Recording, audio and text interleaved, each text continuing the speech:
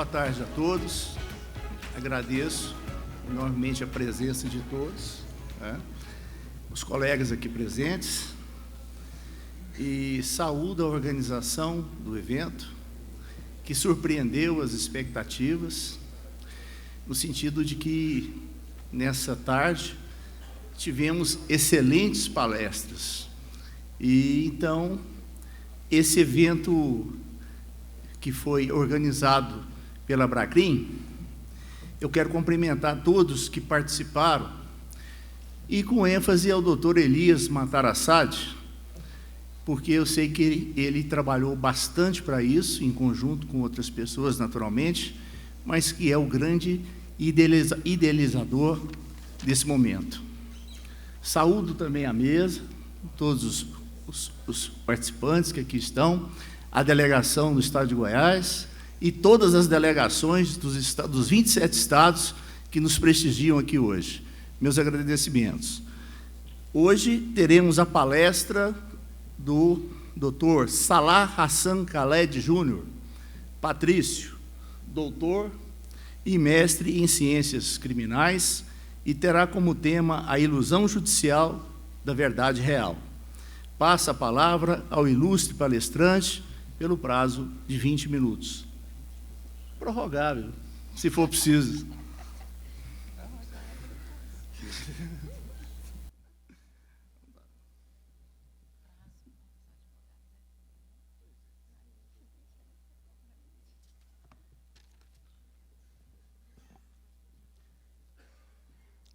Boa tarde a todos.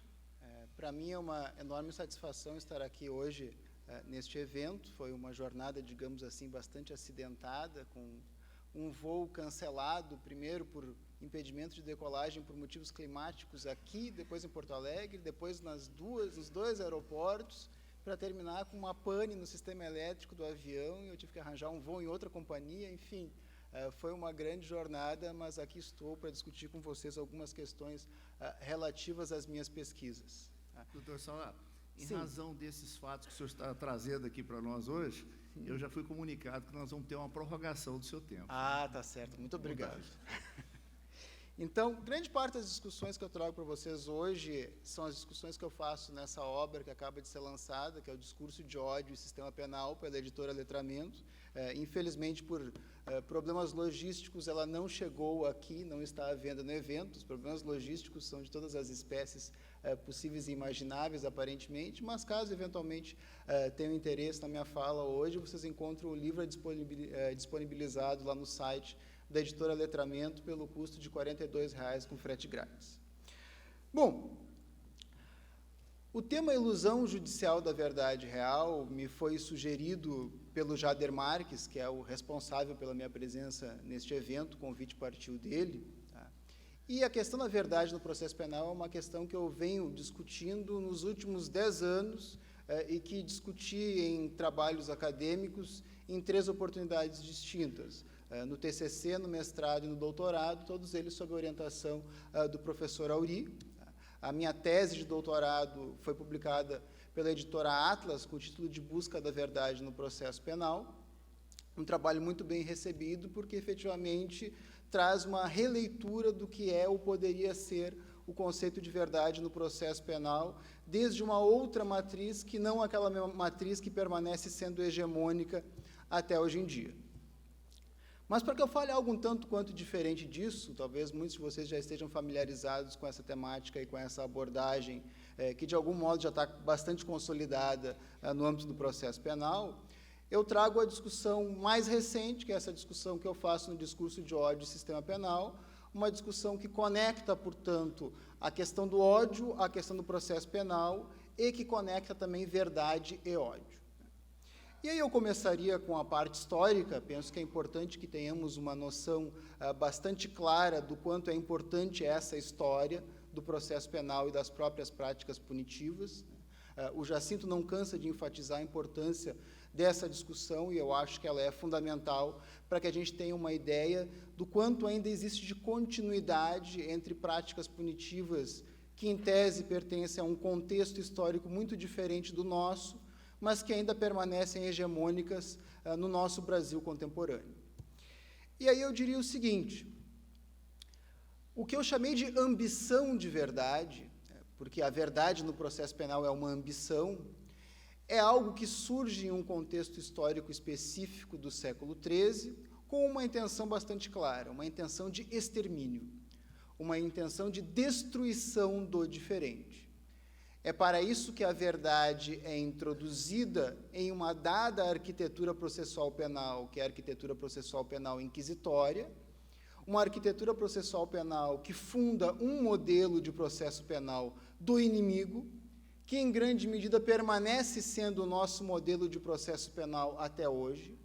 Ele atravessa mais de 800 anos de história, é uma espécie de legado autoritário que foi gestado pela Inquisição, que foi revigorado pelo Código de Instrução Criminal de Napoleão em 1808 e novamente revigorado pelos arquitetos processuais penais da Itália fascista, particularmente um autor chamado Manzini, que inclusive é citado por muitos processualistas penais brasileiros, que recepcionam as categorias processuais penais de Manzini, sem demonstrar qualquer restrição em relação ao que elas representam ou poderiam representar para o nosso processo penal hoje em dia. Mas eu dizia, existe uma conexão entre um certo conceito de verdade, poderíamos chamá-lo de verdade real, e o discurso de ódio. Como eu referi, o processo penal inquisitório é, por excelência, uma máquina de extermínio. É uma tecnologia projetada para a destruição de vulneráveis, uma tecnologia projetada para a destruição de todos aqueles que não se conformam a um dado padrão de ser ou de existência, que não se encaixa naquilo que as pessoas que exercem o poder consideram como normal. Para isso ele é projetado não porque há nele uma intenção verdadeira de perseguição de algo que poderíamos chamar de verdade, mas porque ele é construído como um instrumento para a perseguição do diferente. Essa é a sua lógica, ele foi projetado dessa forma. É uma arquitetura que sobreviveu à queda de Roma, que foi gestada durante vários séculos dentro da Igreja, até que emergisse novamente no mundo, como tecnologia inquisitória capacitada para a destruição de vulneráveis. Aquilo que normalmente é referido como verdade por uma certa doutrina ou por uma certa leitura do processo penal, que ainda poderíamos definir como hegemônica, não é mais do que um reflexo de uma subjetividade persecutória do julgador. De um julgador que elege aquilo que ele próprio considera como verdadeiro, e que não aceita qualquer limite à busca dessa verdade, que não é outra coisa que a confirmação da sua própria hipótese inicial. Logicamente que uma tecnologia formatada dessa forma, formatada para a destruição do diferente, do vulnerável, uma tecnologia processual penal do inimigo, não respeitará de modo algum a forma, não respeitará de modo algum aquilo que nós chamamos de regra do jogo. Na arquitetura processual penal inquisitória, o processo penal é argila. Quem dá forma a essa argila, quem constrói essa coisa que é a verdade, cujo signo não é outro que o da condenação, é o inquisidor. E para isso, nenhuma espécie de distorção, de coerção é injustificada. É um utilitarismo processual penal que visa a condenação a qualquer preço e a qualquer custo.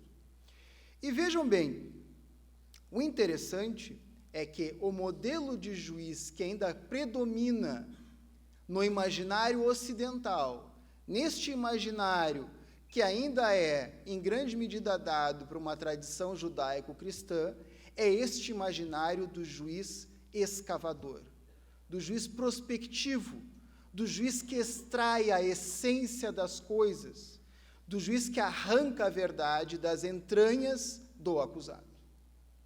De um acusado que não é outra coisa nesta lógica, senão objeto do qual deve ser extraída esta coisa que é a verdade. Portanto, nós temos uma arquitetura processual penal que faz do acusado não sujeito e, logo, não detentor de direitos, mas sim coisa, coisa da qual deve ser extraída isto, a verdade. E para a extração desta coisa que é a verdade, nenhum limite é aceitável, já que este fim, o fim de busca da verdade, é eleito como um fim maior do que qualquer outra realidade processual de contenção do poder punitivo. Logicamente, isso demonstra que essa maquinaria processual penal contemporânea, a maquinaria processual penal que vocês, como advogados, enfrentam, não é outra coisa que uma máquina pulsante de ódio. Ela é construída para consolidar este ódio, ela é construída para dar vazão a este anseio de destruição do diferente. E tanto esta lógica é referendada pela nossa tradição judaico-cristã ocidental, que isso, inclusive, dá margem e dá vazão para um outro processo, um processo recente, um processo que seria inimaginável há alguns anos atrás, e que eu retratei em uma coluna no Justificando, e que, inclusive, é um texto ampliado que consta aqui no Discurso de Ódio e Sistema Penal, que é a criminalização da própria advocacia.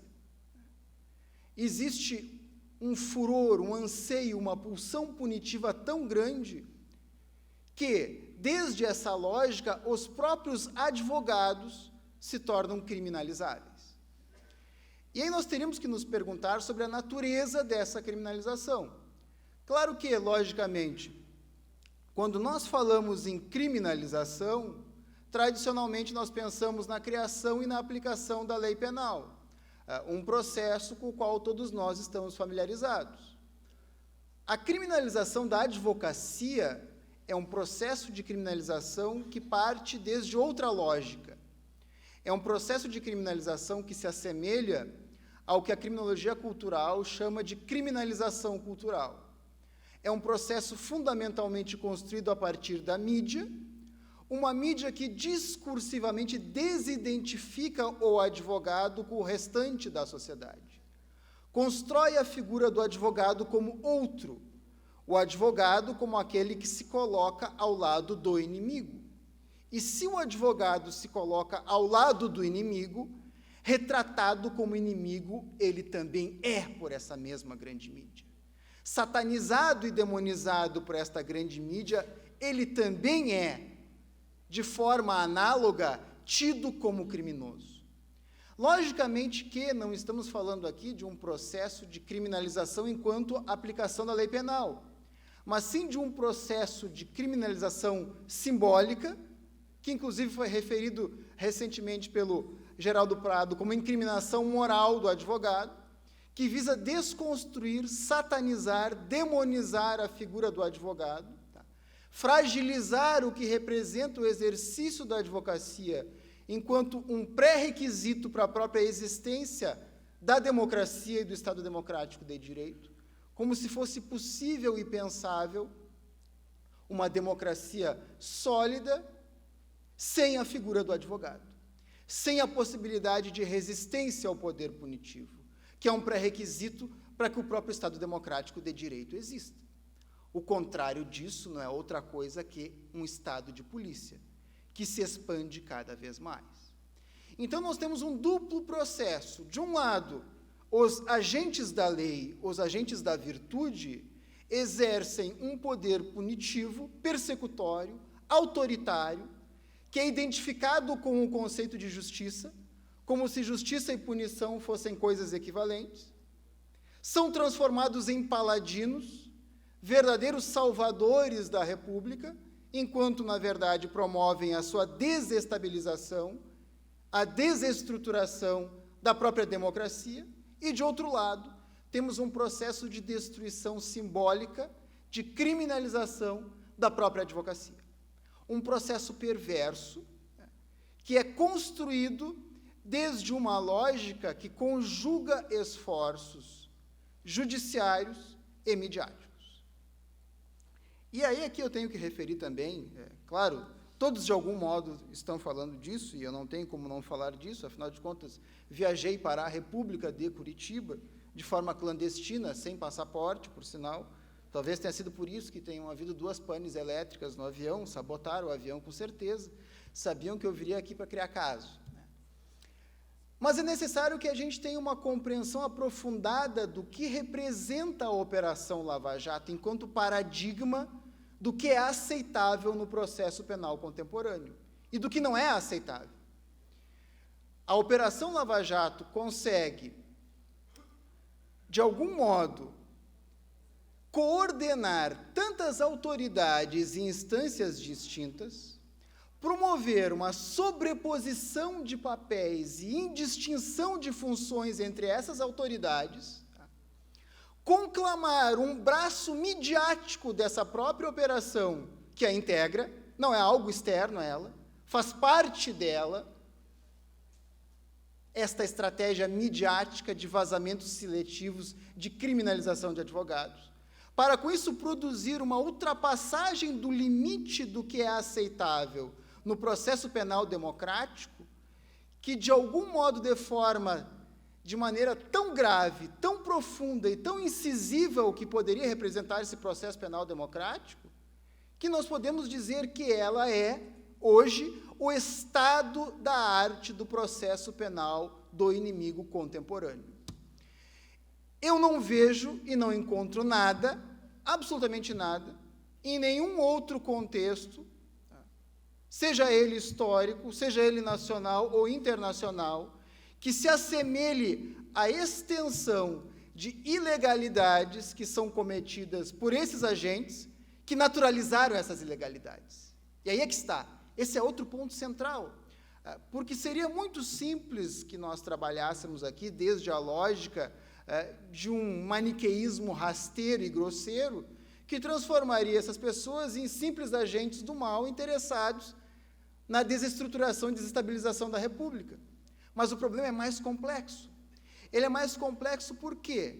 Porque essas pessoas efetivamente elegem aquilo que consideram como um bem maior, o combate à corrupção, constroem vínculos afetivos que as conectam com essa causa, que é o combate à corrupção, de tal modo que isso faz com que qualquer outra consideração se torne menor diante da eleição desta finalidade última. E este utilitarismo desmedido, que elege esse fim maior e que, em nome desse fim maior, permite que qualquer violação seja cometida, acaba gerando aquilo que eu referi, uma sobreposição de funções, indistinção de papéis, uma lógica de colaboração entre os vários agentes que participam dessas operações, que cada vez mais naturalizam essas violações como algo aceitável para a produção dessa finalidade última, que é o combate à corrupção, e que transformam esse combate à corrupção em uma verdadeira cruzada, e cruzadas são típicas de empreendedores morais, como disse Becker. E é justamente por isso que são tão perigosos. São perigosos justamente porque, de fato, acreditam naquilo que fazem. Porque, de fato, pensam que, fazendo isso, contribuem para um bem maior. Porque, de fato, acreditam que enfrentam uma cruzada contra aquilo que percebem como mal e que deve ser combatido a qualquer custo, porque um bem maior sinaliza para o eventual triunfo em um dado momento. E aí, aqui, de algum modo, eu tenho que reiterar a frase brilhante do Agostinho Ramalho Marques Neto, com o qual o Alexandre encerrou a sua palestra. Quem nos salva da bondade dos bons? Quem nos salva dessa bondade? Quem nos salva desse poder punitivo arbitrário, exercido de forma vertical? Esse poder punitivo que produz um outro processo absolutamente perverso, que é a criminalização seletiva da própria corrupção, porque o olhar sempre é perspectivo, disso nós sabemos, o mundo está ao redor do homem e não em torno dele, mas, evidentemente, há uma distinção entre o que é limite de percepção e o que é eleição de dadas linhas de investigação, de forma intencional, de forma proposital, enquanto se dá as costas para outras eventuais linhas que talvez não levem às finalidades pretendidas. E aí nós começamos a perceber que talvez, mesmo a eleição desse fim tão nobre, que é o combate à corrupção, mesmo a eleição dessa causa tão sedutora, que transforma um juiz em uma espécie de salvador, em uma espécie de Messias, que alimenta um ego que não cansa de se inflar, que estabelece uma legião de seguidores e camisetas e portfólios e prêmios de organizações globais, que faz com que essa pessoa se sinta, inclusive, justificada para ilegalmente vazar conversas entre autoridades com foro privilegiado, porque a finalidade maior, que é o combate à corrupção, tudo justifica, que com isso ameaça incendiar o país e talvez até estabelecer um conflito social que pode ocasionar mortes, e que se não chegou a esse ponto, sabe-se lá por que motivos foi, mas que facilmente poderia ter chegado. Então, vejam bem, nós estamos flertando com o desastre. Nós estamos naturalizando práticas punitivas absolutamente arbitrárias. Nós estamos aceitando que um poder punitivo absolutamente desprovido de controles legais se expanda cada vez mais, se insinue sobre a liberdade de todos nós, em nome da eleição dessa causa. E por trás de tudo isso, existe o ódio, sim. E o ódio tem muito a ver com isso.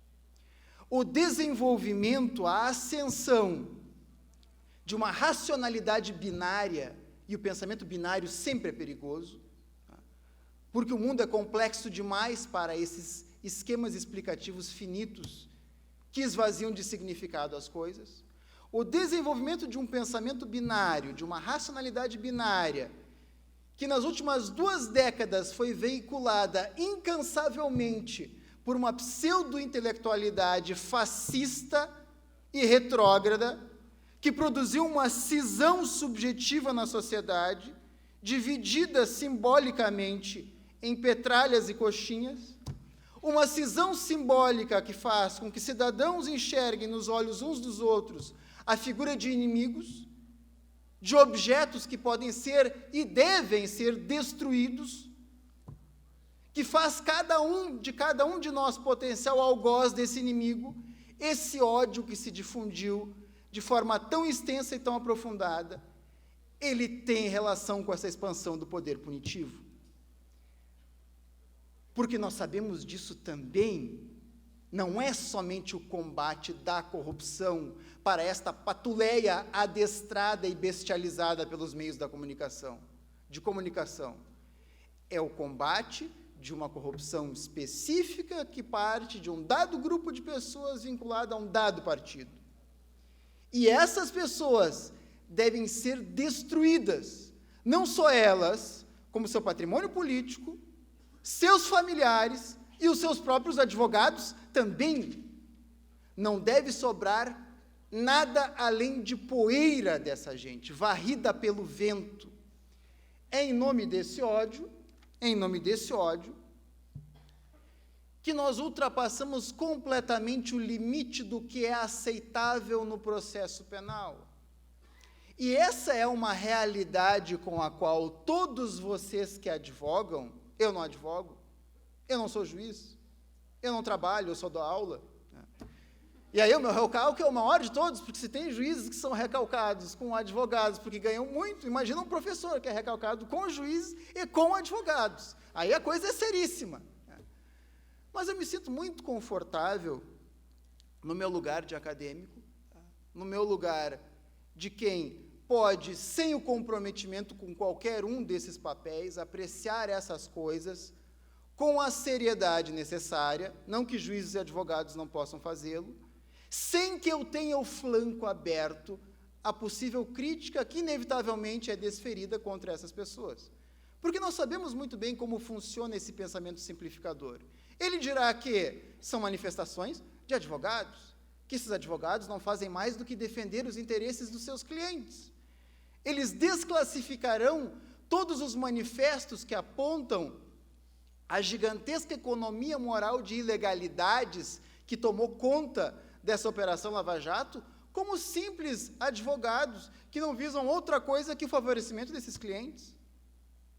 Mesmo que naqueles manifestos nós tenhamos também as assinaturas de juízes, de promotores, de procuradores e de professores, serão automaticamente desclassificados como manifestações escusas de interesses pessoais de advogados, que são demonizados perante a opinião pública, como se fosse possível, torno a dizer, a democracia, o Estado democrático de direito, sem a possibilidade de resistência ao poder punitivo. Mas nós estamos consumidos por esse ódio. Esse ódio, levado ao seu nível máximo de esplendor, ele aniquilará as liberdades de todos nós, inclusive daqueles que os defendem, inclusive daqueles que defendem a consolidação desse ódio através de uma operação que não é outra coisa que uma forma sistemática de destruição de inimigos eleitos. Bom, isso tudo, logicamente, tem uma relação bastante profunda com a verdade no processo penal e o que pode representar a verdade no processo penal. E aí uma das coisas que eu percebi recentemente é que, normalmente, a crítica que eu faço é a crítica desferida contra um processo penal do inimigo, movido por insaciável ambição de verdade. É um processo penal que não é outra coisa que uma forma ritualizada de confirmação daquela hipótese persecutória previamente eleita pelo juiz. Isso é uma coisa. Mas o que nós estamos testemunhando recentemente é algo muito distinto disso. Se de um lado me preocupa um processo penal obcecado com a verdade, se de um lado me preocupa um processo penal que faz da verdade objeto de adoração, que coloca essa verdade em um lugar canônico, que aceita que para a busca da verdade qualquer limite possa ser ultrapassado, isso me preocupa. Mas me preocupa também um processo penal que desconsidera a verdade por completo. Um processo penal que exila a verdade. E o que nós estamos testemunhando, essa celebração, essa comemoração, destinada a simpático instituto, que é a delação premiada, não é outra coisa que uma forma velada de expulsão da verdade do processo penal. A verdade deixa de ser algo perseguido pelo juiz a qualquer custo no processo. A verdade deixa de ser aquilo que o juiz, em caso de dúvida, pode continuar a perseguir. O simpático expediente lá do 156, que viola o indúbio pro réu. Quem não percebeu isso ainda está fora da casinha. Não. A verdade passa a ser algo sobre o qual se negocia. A verdade não é o que se busca, não que ela esteja no processo penal. Não existe o mapa do tesouro, não existe o X no lugar certo, a verdade não está lá. Mas mesmo essa ideia é deixada de lado. A verdade passa a ser algo definido previamente pelos acusadores, definido previamente por esses acusadores como uma dada moldura, e é esta moldura que deve ser preenchida, tão somente ela, nada que escape daquela moldura vai interessá-los. Então, o acusador senta-se à mesa e já apresenta a moldura na hora do negócio. Não é o acusado que traz uma verdade. A verdade é previamente definida pelo acusador. Eis a moldura que eu quero preencher. Me dê elementos que permitam que eu, enquanto pintor, retrate esta paisagem do modo que eu a desejo. Um pichuleco, por exemplo. Perfeito. Tudo que está fora desta moldura previamente definida não é de interesse para aqueles que barganham e negociam. O que interessa é o preenchimento da hipótese previamente definida. Isto não é outra coisa que a prevalência do imaginário sobre a realidade. O imaginário do acusador vale mais do que uma realidade a ser devassada de algum modo através de instrumentos processuais. Vejam bem, mesmo a essa noção, a noção de que o passado pode ser vencido através do processo, que eu enfrentei na minha tese, com os devidos elogios de algumas pessoas, o Geraldo Prado adora, por exemplo, o que me deixa muito feliz. Mas mesmo essa noção de que a verdade pode ser extraída de algum modo através do processo penal, ela é algo que não causa tanto espanto, não causa tanta revolta, não causa tanta indignação, enquanto deformação do que representa ou poderia representar o processo penal, do que essa ideia de negociação dentro destes limites. A ideia de que eu converso contigo, desde que tu me diga o que eu quero ouvir. Como este já me disse o que eu quero ouvir, com aquele eu não converso, porque eu já tenho o que eu preciso. Caso este me diga aquilo que eu quero ouvir, eu negocio com ele, inclusive, a integralidade da pena, sem que haja qualquer espécie de limite em relação a essa negociação. E mais além, como já foi dito anteriormente, caso haja retorno de valores, eu recebo, inclusive, o meu quinhão destes valores reavidos. Eu, francamente, não sei o que é isso. Eu não tenho como demonstrar qualquer coisa diante disso que não perplexidade. O que isso representa para o processo penal, o que isso representa para as práticas punitivas contemporâneas, e o que isso representa mais além de ilusão de combate à corrupção, porque depois os nossos amiguinhos cumprirão estas penas no conforto dos seus lares, comendo caviar russo, jogando PS4 em TV 4K, desfrutando do melhor que a vida há de oferecer, enquanto que para o pobre coitado, não. Como já foi dito alguma vez, há alguns anos atrás, delação premiada não é para ladrão de galinha. Delação premiada é para quem me diz o que eu quero ouvir, do modo como eu quero ouvir, quando eu quero ouvir, para que eu possa perseguir determinadas pessoas com essas informações. Para que eu possa dar vazão ao meu ódio. Para que eu possa consolidar esse ódio. Para que eu possa fazer do processo penal e do sistema penal um mecanismo para que o meu ódio seja consolidado como pena. Mesmo que pena dentro de determinados limites. Pena que é endereçada a alguém que eu pretendo atingir. Realmente, quando nós pensamos que a coisa não pode piorar, ela sempre piora. E o mais engraçado é o seguinte, grande parte dos meus amigos não está aqui nesse congresso, está lá assistindo aulas no Chile, vendo como é que funciona o sistema processual penal chileno, e eles se sentem lá como se estivessem em outro planeta. O Auri está relatando isso aí diariamente no Facebook, vocês devem estar acompanhando. De fato, para quem advoga a extensão da frustração de ter que trabalhar em um sistema processual penal como o brasileiro, em um sistema penal como o brasileiro, considerando como funciona aquele sistema penal lá, deve ser algo insuportável. Quanto nós somos autoritários, quanto nós somos reféns de um legado processual penal de ódio, que foi gestado na Inquisição, revigorado por Napoleão, revigorado pela arquitetura processual penal fascista, recepcionado pelo nosso Código de Processo Penal de 41, que ainda vale mais do que a Constituição para a maioria dos nossos magistrados, que inclusive demonstraram, há alguns anos atrás, receio diante do novo Código de Processo Penal, pela possibilidade de que eles lhe retirasse a capacidade de perseguir a verdade real.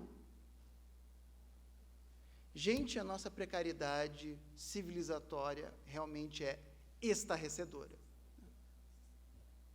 Eu gostaria de ter uma mensagem um pouco mais animadora para vocês, mas a minha mensagem, de fato, é uma mensagem de desânimo, de pesar, mas é importante que a gente tenha a dimensão do quanto a luta é árdua, do quanto a gente tem que escalar, do quanto a escalada é íngreme, para que a gente construa as condições mínimas para que um dia, quem sabe, no Brasil, tarefa que não é para essa geração, nós falhamos, é tarefa para as próximas gerações, para que a gente tenha um processo penal fundado na dignidade da pessoa humana e na presunção da inocência. E não um processo penal fundado no ódio, fundado no conceito de inimigo, fundado na lógica de extermínio. Esse é o processo penal que a gente tem hoje. Ele é insuportável. Não podemos continuar com ele mais. Obrigado, gente.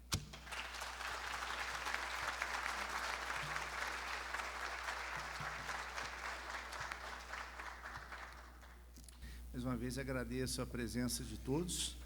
Saúdo o ilustre palestrante, Dr. Salah Hassan, brilhante palestra, os membros da mesa, e o doutor vai ser entregue ao Dr. Salah uma medalha no sentido de agradecimento por essa palestra magistral.